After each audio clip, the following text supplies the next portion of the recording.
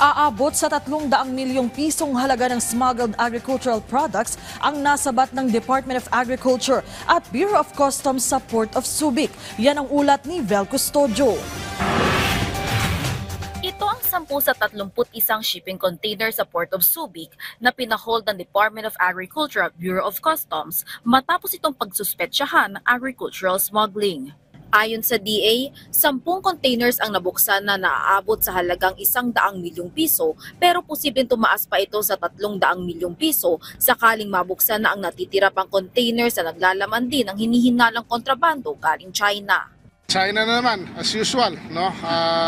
So we really have to look out for Chinese shipments coming in from China, especially from the port of Xiamen. Ito ang mga smuggled agricultural products na naharang ng Department of Agriculture at Bureau of Customs dito sa Port of Subic. Kabilang dito ang frozen mackerel, carrots, white onion, chicken poppers at karage. Definitely it's misdeclared because they declared it as chicken lollipops and chicken karage. And it turns out to be sibuyas, isda, and carrots. 52 shipping containers ang hinold ng DA at BOC, kung saan 21 dito ay cleared for release na. Pero naiwan sa kustudiya ng BOC ang 31 containers matapos ang hindi pagsipot ng consignee o mga representatives nito. Bukod pa dito, 3 containers naman ang inisyohan ng warrant of seizure and detention matapos ang alert orders dito. 2 weeks ago, meron nagtangkang itinakas dito yung 3 container. Nahabol namin hanggang Bulacan. Ipapatest muna ang mga kontrabando kung safe for food consumption. Pero nakakitaan na ng pisikal na sira ang ilang mga carrots. Kapag napatunayang ligtas naman kainin ang iba pang mga carrots, onion at isda, ay kukonsultahin ng DA ang Malacanang kung pwede itong ipamahagi sa tao. 20 kumpanya na ang blacklisted ngayong taon dahil sa pagkakasangkot sa agricultural smuggling. Kabilang na dito ang 2 kumpanyang consignee sa mga produkto na ininspeksyon sa Subic. Kagabi, nag-meeting kami ni bagong commissioner ni Ariel Nepomuceno at si General Torre.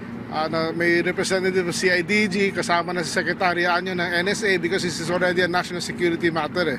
So nag-usap-usap kami, talagang dedicated lahat sa utos ng ating Pangulo na habulin talaga itong mga kumpanya na nahuli na. No, at hopefully before the end of the year may makita tayo medyo marami-rami sanang nakaposas. Halos 100 agricultural smugglers, kabilang ang broker at stockholder ng kumpanya, ang hahabulin ng DA at mga otoridad. This disrupts the trade, it destroys the lives of our farmers and fisher folks. Yung mga legitimate businessman naman na gumagawa ng tama ay naaapektuhan din. So it really affects the economy, no?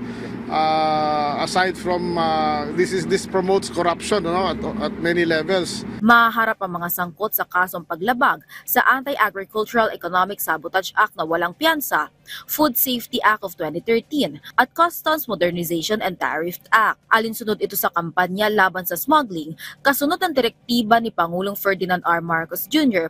na sugpuin ng agricultural smuggling at protektahan ng lokal na supply ng pagkain. Vel Custodio para sa Pambansang TV sa Bagong Pilipinas.